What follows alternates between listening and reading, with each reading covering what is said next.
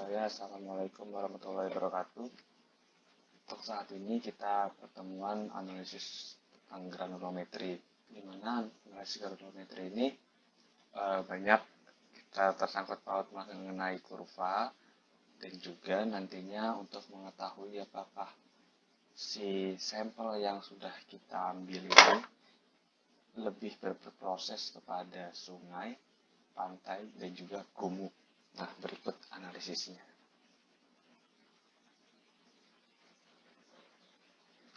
Nah, di sini sudah ada tabel, yang dimana ada tabelnya ini terdiri ada mesh, diameter dalam satuan milimeter, diameter dalam satuan pi, kemudian berat yang ditinggal di atas ayakan, persen berat, dan juga persen kumulatif.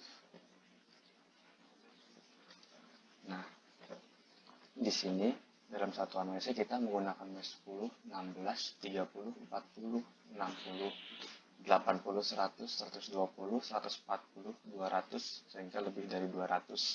Di sini lebih dari 200. Di mana diameter dalam milimeter dan juga dalam pi itu sudah memiliki ketentuan dalam skala Wentworth. Gitu. Jadi diameter dalam milimeter dan juga pi ini sudah mengikuti ketentuan dalam skala Wentworth. Kemudian berat yang tinggal di atas ayakan didapatkan ketika pada saat kemarin kita menimbang dalam berat 100 gram. Nah, ini berat ini ditimbang. Jadi pada saat mesh 10 itu ditimbang, kemudian menghasilkan berat 51,3 gram. Kemudian pada mesh 16 itu menghasilkan berat 88,3 gram, dan mesh 30 12,95 gram, dan seterusnya. Kemudian berat ini ditotal atau dijumlah sehingga menghasilkan jumlah itu 99,6 gram, dimana dalam maksimal kekurangan dari 100 gram ini itu maksimal sebesar 5%. Sehingga jika misalkan nilai berat contoh setelah diproses ini 94%, itu tidak bisa. Jadi harus dilakukan penimbangan ulang gitu. Kemudian lanjut kita ke persen berat. Pada persen berat ini didapatkan dengan menggunakan caranya seperti ini. Jadi berat ayakan dibagi jumlah keseluruhan berat ayakan dikali 100% maksudnya. 51,3 dibagi 99,6 dikali 100 sehingga menghasilkan 51,5%. Kemudian 8,3 dibagi 99,6 dikali 100 sehingga menghasilkan 8,3%. 8,33%. Lanjut ke persen kumulatif, itu 51,5% didapatkan dari persen berat. Pindah kita ke sini. Kemudian di bawahnya sini 59,83% ini didapatkan dari 51,5% ditambah 8,33%, sehingga mendapatkan 59,83%. Kemudian 59,83% ini ditambah dengan 13,002% dan mendapatkan hasil 72,832%. Kemudian selanjutnya juga seperti itu, 97,132% ditambah 2,21%, jadinya 99,342%. Jadi kalau persen kumulatif itu di bagian sini, persen kumulatif ditambah oleh persen berat di bagian sini. Begitu kurang lebih seperti itu. Kita next. Nah, selanjutnya ada kurva histogram. Plotkan nilai persen berat dan juga diameter dalam pi dan buat grafik. Jadi teman-teman dari nilai ini, persen berat dan juga diameter pi ini, teman-teman kita plotkan ke dalam grafik ini, kurva histogram ini, sehingga menghasilkan titik dan dibuat grafik pada titik-titik tersebut sehingga menghasilkan grafik kurang lebih seperti ini. Nah, catatannya sumbu X jarak antara garis tebal itu 0,5 pi. Jadi garis X-nya ini Y, sumbu X, sorry. Ya, maksudnya sumbu X ini sumbu Y. Sumbu X itu searah horizontal, sumbu Y itu vertikal. Nah, pada jarak X-nya, yang garis tebalnya ini, antara garis tebal ini dengan garis tebal ini, itu jaraknya kurang lebih 0,5 pi. Jadi garisnya ini, jarak antara garis ini sampai garis ini, itu 0,5 pi, sedangkan garis tipis ini,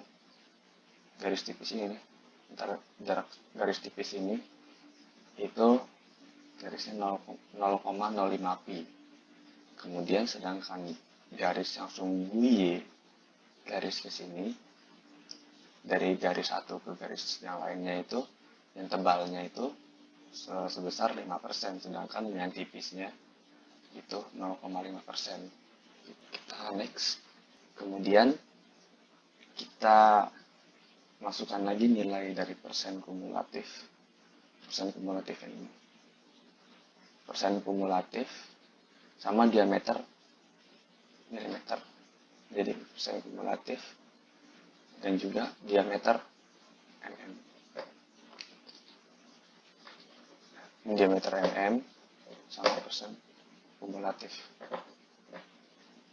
Kita masukkan, kita plotkan titik-titiknya sehingga mendapatkan titik seperti ini. Kurang lebih seperti ini titik. Jadi kalau setelah diplotkan kita buatkan grafik. Nah, grafiknya kurang lebih seperti ini. Grafiknya kurang lebih seperti ini. Plotkan berat kumulatif dalam persen dan diameter milimeter dan buat grafik. Nah, dapatkan contohnya, kita contohkan nilai di P75 ini. Kita contohkan untuk mendapatkan nilai yang di atas ini. Kita contohkan pakai yang nilai P75. Jadi P75 ini kita dapatkan di sini nilainya. Di sini 70 dan di bagian tengah sini 75. Di bagian sini 5. 75. Nah, di bagian sini 5, sini 75. Nah, kemudian pada 75 ini kita tarik garis secara horizontal. Kita tarik garis secara horizontal sehingga ketemu nanti grafiknya. Nah, jika sudah ketemu grafiknya, kita tarik garisnya ini vertikal ke bawah.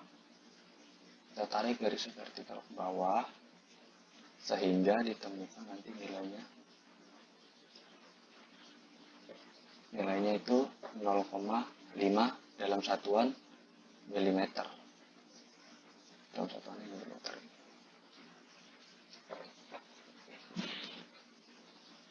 Nah, jadi nilai P75 ini itu sebesar 0,5 milimeter untuk mendapatkan nilai ini. Ini 0,5 meter, ini P75. Selanjutnya juga begitu. Ada P84 misalnya, ditarik di bagian sini. Tarik bagian sini, kita anggap aja ini lurus. Kemudian ditarik ke bawah. Ini untuk 84 misalnya. 84.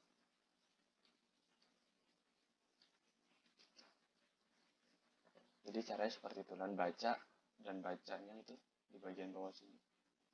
Baca. Jadi untuk semilog itu di sini itu nilainya 10. Di sini nilainya 1. Di sini 0,1. Dan juga di sini 0,01.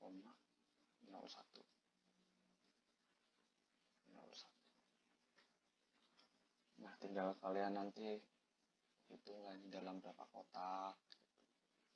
Saya rasa ini sudah dipahami dalam SMA, juga sudah pernah, mungkin sudah diajarkan masalah dalam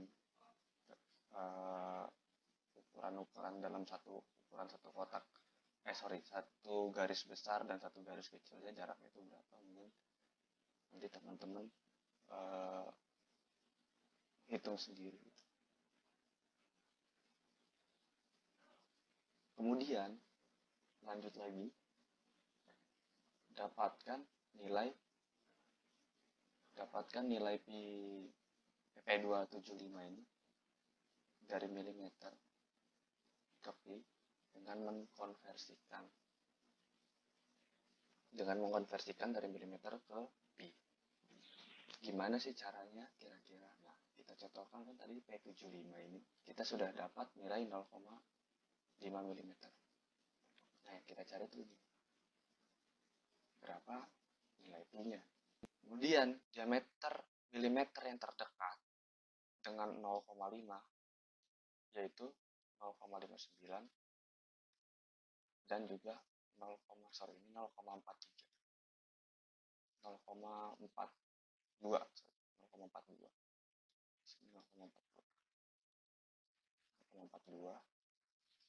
Nah, gimana sih ini tahu dari 0,59 sama 0,42? Kita lihat dari sini. Nah, tadi kan 0,5. 0,5 itu berada di sini. Di antara selisih dua ini. Tengah sini 0,5. Nah, ini 0,5 berada di antara selisih ini. Kemudian diameter pi-nya juga di antara 0,75 dan 1,25. Gitu. Next, kita lanjut lagi yang tadi. Nah, sedangkan lanjutkan tadi kan sudah didapatkan bahwa di antara 0,5 ini yaitu 0,59 juga 0,42. Kemudian 0,5 berada di tengah-tengah antara 0,59 dan juga 0,42 tadi itu. 0,59 dan juga 0,42. Nah, 0,5 kan ada di tengah-tengah sini. Ini 0,5-nya. Nah, selisih antara 0,59 dan 0,42 itu 0,17 selisihnya.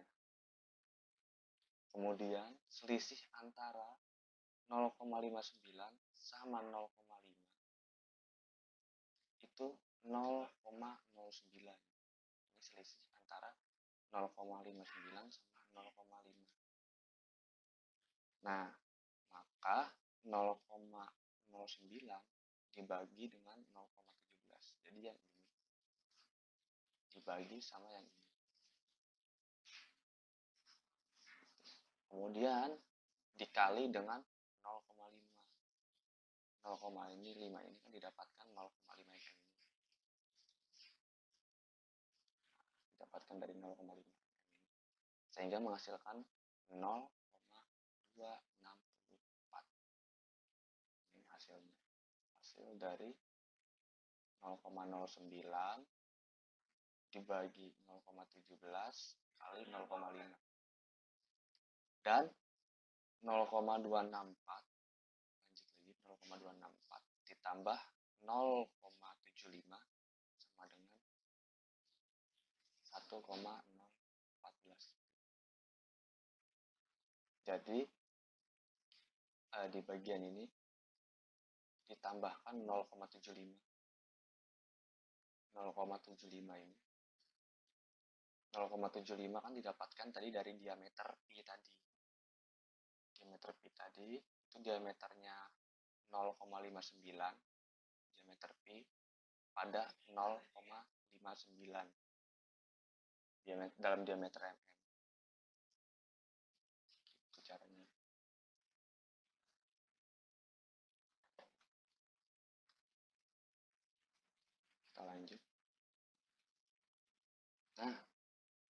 lagi dalam skala P-nya ini. Nah, ini dalam skala P tadi diameter P. Yang ini skala probabilitas atau persen kumulatif. Nah, ini berdasarkan nilai persen kumulatif dan juga diameter P. Itu kita plotkan titiknya, kita plotkan begini. Nah, ini kita plotkan sehingga kurang lebih grafik yang didapat ini kurang lebih. Nah, grafik yang didapatkan kurang lebih seperti ini. Kemudian kita tarik 3 garis dari grafik ini. Contohnya grafik yang ini warna hitam, kemudian yang warna merah ini, dan juga yang warna ungu. Ini penarikannya berdasarkan dari gambaran grafiknya. Misalkan grafiknya, misalnya grafiknya seperti ini. Grafiknya misalnya seperti ini. Ini bisa kita tarik garis lurus gini. Kemudian kita tarik ini lagi. Kemudian satunya lagi seperti ini. Nah, ini bisa. Jadi pertemuan nanti titik ini dan juga titik ini. Nah, ini kita bikin 3 garis lurus untuk mendapatkan dari CT, FT, traksi, dan saltasi, dan juga suspensi. Nah, lanjut lagi. Plotkan nilai diameter P dan persen kumulatif persen, kemudian buat grafik. Lebih dijelaskan. Nah, setelah mendapatkan grafik dari 3 garis lurus pada grafik titik awal hingga titik akhir. Jadi titik awalnya di sini, titik awalnya di sini, titik akhirnya di sini. Titik akhir di sini. Nah, kemudian pada suspensi ini titik akhir dikurang perpotongan garis ungu dan juga garis merah. Jadi titik akhirnya di sini. Kita tarik ke sini. Ini dapat 99,99%. Kemudian perpotongan garis ungu dan juga garis merah. Garis ungu dan garis merah di sini. Nah, ini kita tarik. Dapatkan nilai 99,6. 99,6. Lalu perpotongan garis ungu dan juga garis merah, perpotongan suspensi tadi kan sudah ketemu 99 dan juga 99,6. Ini kita kurang, jadi 99 dikurang 99,6, maka hasilnya 0,34%. Itu untuk suspensi, untuk nilai arus suspensi. Kemudian yang saltasi itu perpotongan garis ungu dan merah dikurang perpotongan garis merah dan hitam. Jadi nilai ini ungu dan merah ini 90,6 dikurang oleh nilai perpotongan garis merah dan juga garis hitam 82.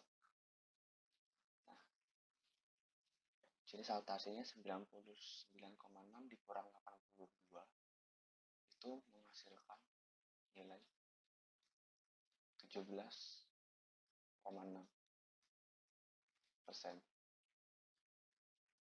untuk nilai saltasi. Sedangkan traksi perpotongan garis merah dan hitam dan titik awal. Jadi titik awalnya di sini. Titik awalnya di sini. Kita tarik secara horizontal 51,5. Jadi hasilnya 82 dikurang 51,5 itu hasilnya 30,5.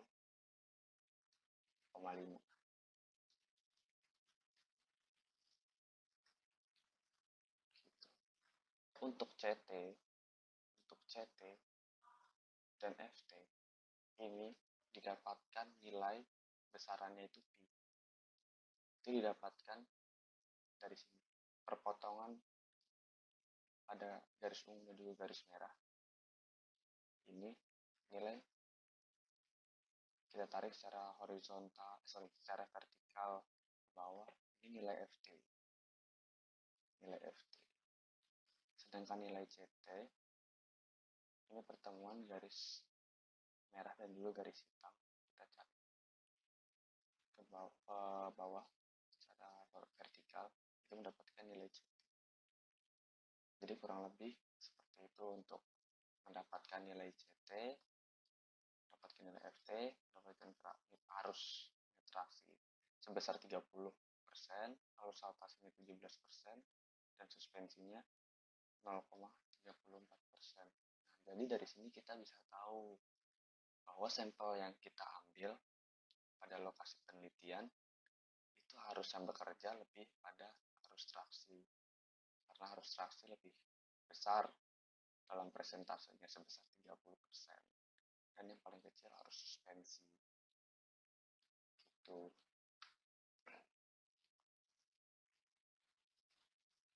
Next, nah ini cuma rumus dan juga parameter statistik, dimana menurut beberapa metode, ada metode Inman, ada metodenya Inman dalam modifikasi, ada metodenya Vogt dan Ward, metodenya Truss, kemudian metodenya Fredman. Nah, jadi ada 5 metode. Nah, kemudian teman-teman tadi kan sudah mendapatkan dari hasil ini. Nah, hasil dalam P10, P16, P84, P95, P5. Nah, ini kita ambil nilai P-nya. Nilai P yang kita ambil. Nilai P yang kita ambil. Nah, ini nilai P. Kalau semisalnya pada P16 nilainya tidak ada, kita langsung ke nilai P84 dibagi 2 sama dengan 0,6. Seperti itu. Lanjut seperti biasa, ini cuma matematika atau perhitungan dasar. Nah, ini untuk Q3 dan juga dibagi Q1. Ini Q3 ini nilainya pada P75 dan Q1 itu pada nilai P5. Jadi Q3 dibagi Q1 sama dengan P75 dibagi P5.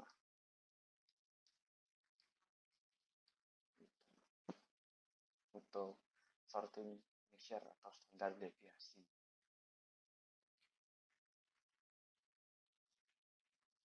Kemudian ini untuk dalam MCD, ini rumusnya ada standar deviasi pangkat 3 dikali skemus.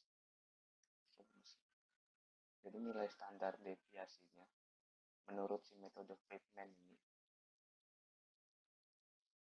itu 0,88. Nah, standar deviasinya itu 0,88. Kemudian skemusnya itu 1,76. 0,88 pangkat 3 kali 1,76 sama dengan sebesar 1,2. Nah, melakukan perhitungan menurut beberapa metode. MCD termasuk dalam metode Inman, Vogt, dan Ward. Jadi si MCD ini sebenarnya masuk di sini juga. MCD. Rumusnya sama menggunakan standar deviasi pangkat 3 dan juga dikali skemus. Itu sama rumusnya. Di sini kemudian metodenya Vogt dan Vogt, sorry ini Vogt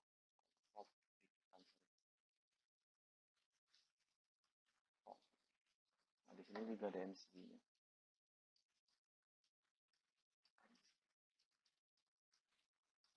Sama di metode Friedman ini untuk nilai MCD-nya. Kemudian dari nilai-nilai yang sudah didapatkan ini itu nanti kita tulis di sini. Nah, masukkan simbol yang berbeda dari setiap metode yang dimasukkan nilai yang telah ada. Nah, tadi mean dari metodenya Inman ini, tingkat TV-nya 0,6, scaleness ini, kortofisnya 0,467. Sudah dilakukan perhitungan. Jadi dari hasil-hasil ini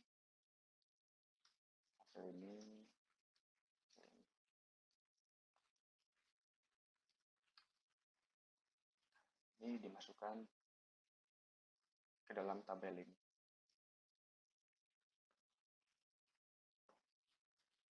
Dimasukin ke dalam tabel ini.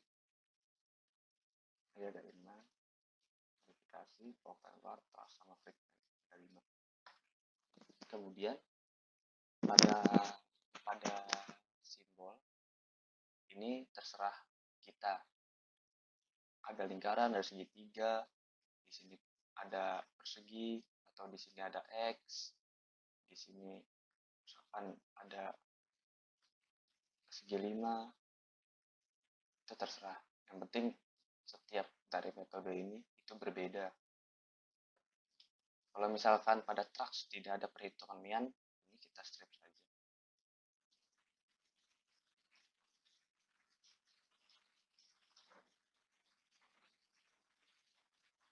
Nah, ini untuk penguploadan untuk mengetahui lebih pengaruh pada lingkungan pengendapan, apakah dia gumuk ataukah dia pantai, berdasarkan data min dan juga data scaleness.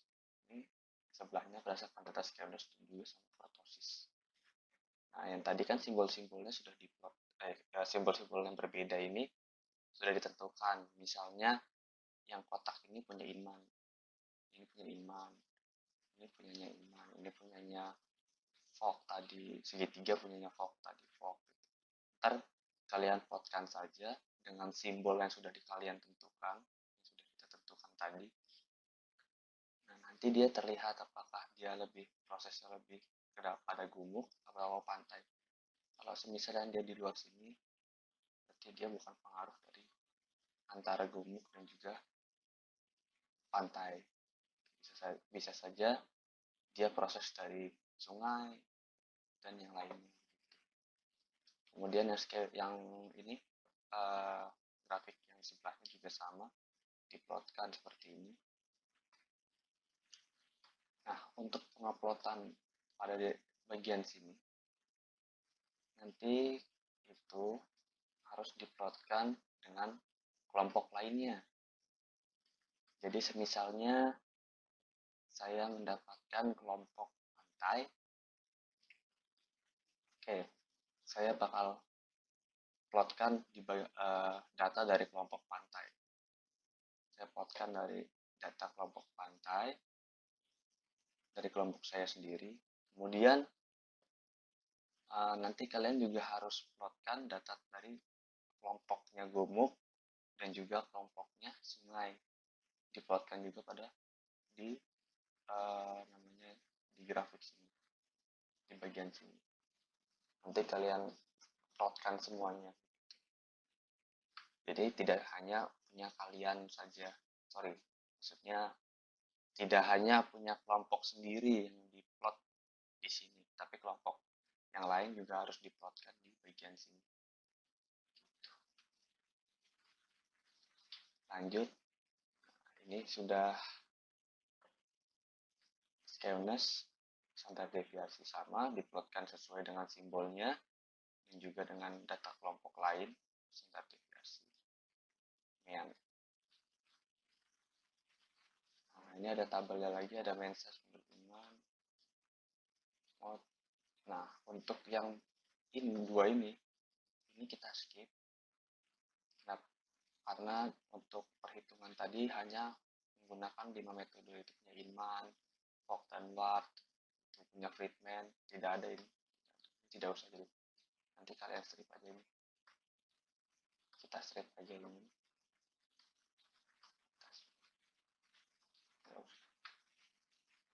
Nah, nanti diplotkan di bagian sini, diplotkan apakah dia masuk lebih ke sungai prosesnya, apakah dia ke inlandun atau coastal dune, apakah dia termasuk dune atau pantai, atau prosesnya wave, itu seperti apa gitu. Nah, ini untuk yang beach versus inland dune itu zonasinya seperti ini.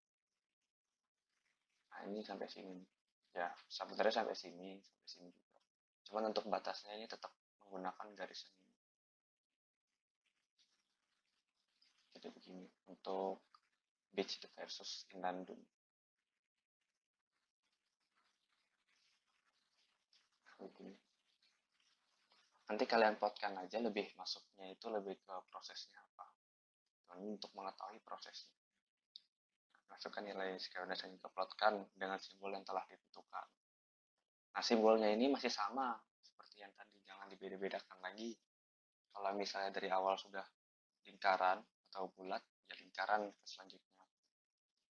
Kemudian ada segitiga, ya segitiga lagi.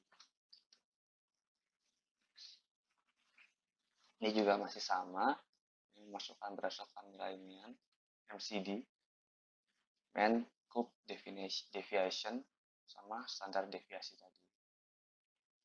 Nah, tadi kan kita kan sudah menggunakan hanya punya Inman ya, Inman, kemudian punya Friedman sama Folkwart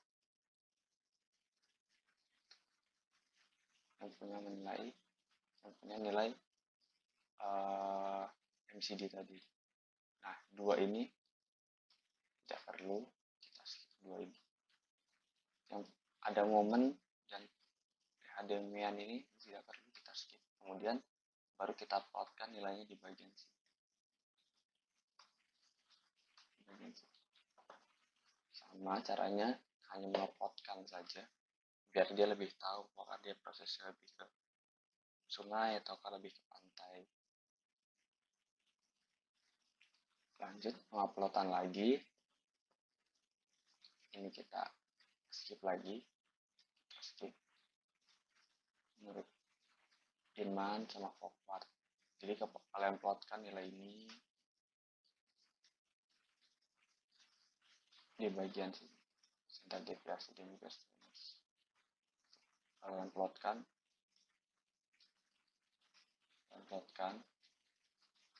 next. Nah, kemudian di sini juga sama, kalau misalkan mediannya tidak ada. Median itu hanya pada di trust. Jadi ini mungkin nanti bisa di skip. Di median ini. Di skip saja.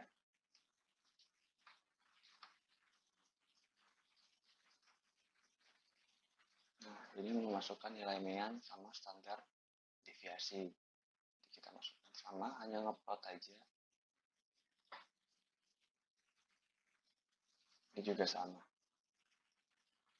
Ini juga sama, diplotkan di bagian sini. Berdasarkan kurtosis dan juga skewness. Ini hanya penguploadan saja sebenarnya.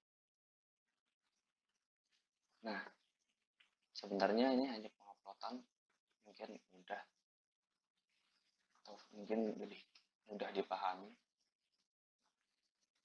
Saya bahas dari sini lagi, saya bahas ulang. Dari P75 ini dalam milimeternya itu kan 0,5. Kemudian dalam P-nya itu 1 di sini 1,2, di sini 0,43. Sebenarnya sama nilainya seperti ini.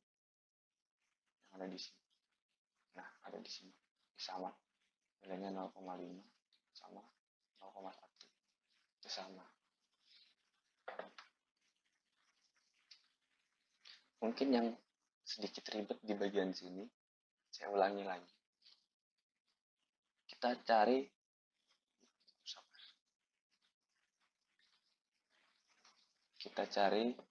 P75 ya. P75. P75.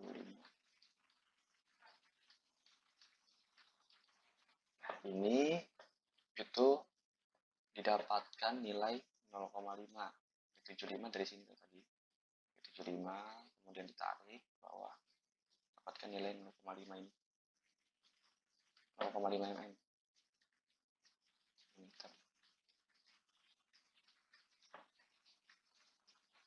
Kemudian dikonversikannya itu kita terus berdasarkan pada bagian sini. Nah, ini.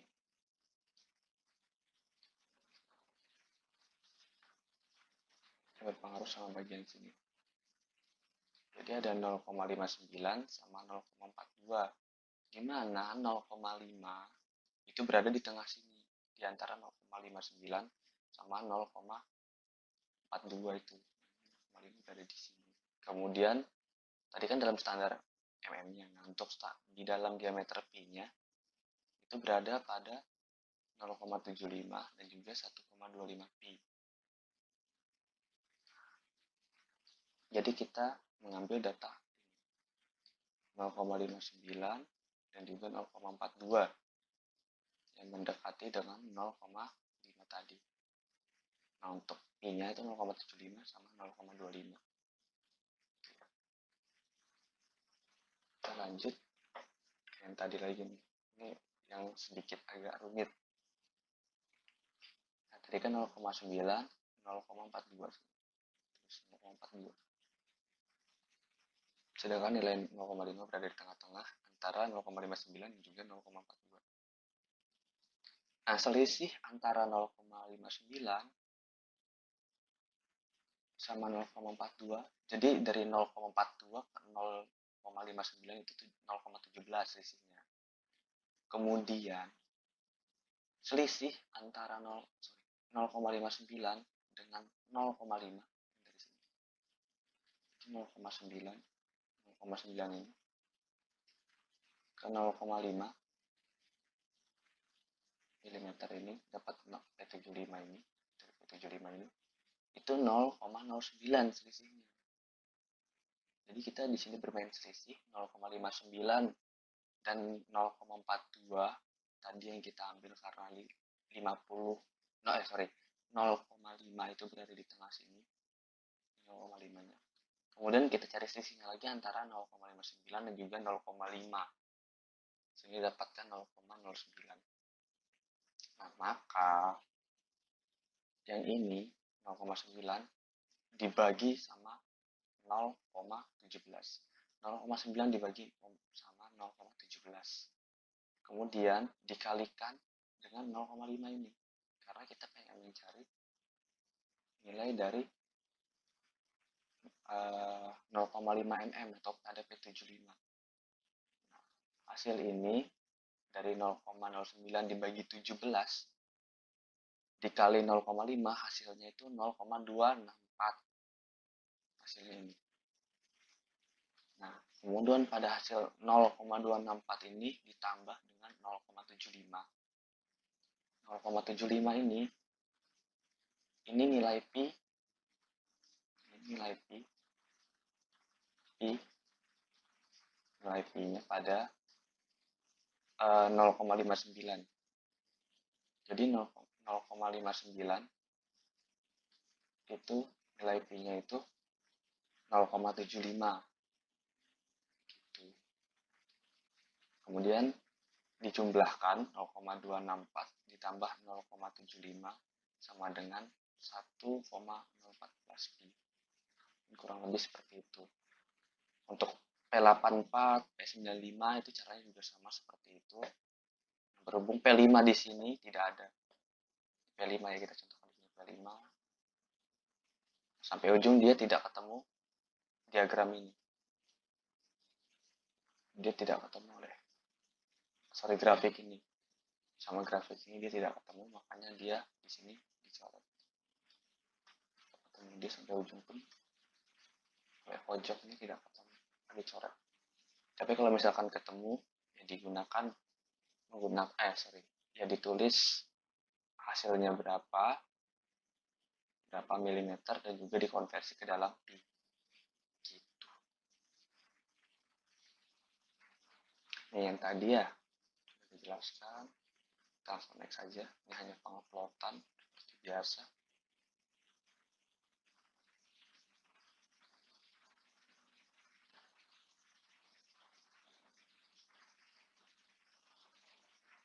Nah, kewajibannya kalian itu wajib memiliki tabel data perhitungan mean, standar deviasi, skewness, dan juga kurtosis pada kelompok gumuk, sungai, dan juga pantai. Pada kelompok gumuk, sungai, dan juga pantai kalian wajib mempunyai. Kemudian plotkan data gumuk, sungai, pantai yang sudah dijelaskan tadi. Jadi kalian plotkan di bagian ini. Jadi dalam sini tadi sudah dijelaskan, diplotkan semuanya. Kalian harus mempunyai tabel ini dari masing-masing kelompok. Setiap kelas. Misalnya kelas A itu dapat gumuk 1, pantai 1, sama sungai 1. Sedangkan kelas B atau C misalnya, kelas C ini wajib mempunyai gumuk 2, pasir 2, dan juga sungai 2. Yang kelas B ini menyesuaikan, dia masuk kelompok yang berujungnya 1 atau yang 2. Kalau misalkan masuk 1 ya harus punya yang pantai 1 dan juga sungai 1. Dan juga misalnya masuk yang 2 ya harus punya pantai 2, sungai 2, atau gumuk 2. Kurang lebih seperti itu. Jadi ini harus disalin untuk dijadikan hasil analisis tadi. Kalkulator perhitungan, ada mean, standar deviasi, skewness, juga kurtosis. Karena kalian nanti akan menguploadkan nilai-nilai ini ke dalam sini. Maka akan terlihat aneh kalau kalian menguploadkan data-data ini tanpa memiliki data tabel ini. Gitu. Makanya kalian harus punya data kelompok lainnya. Begitu ya.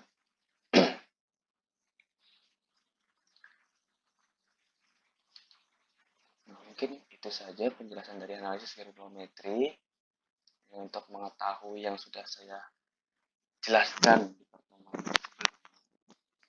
bahwa analisis ini dapat mengetahui proses pada sungai, pada pantai, dan juga pada gumuk seperti itu. Dan juga untuk mengetahui lingkungan pengendapannya. Misalnya kita ambil data di bagian gumuk, apakah dia sudah sesuai dengan penguploadan pada analisis ini menurut beberapa metode tadi itu. Sebenarnya untuk mengetahui prosesnya berikut.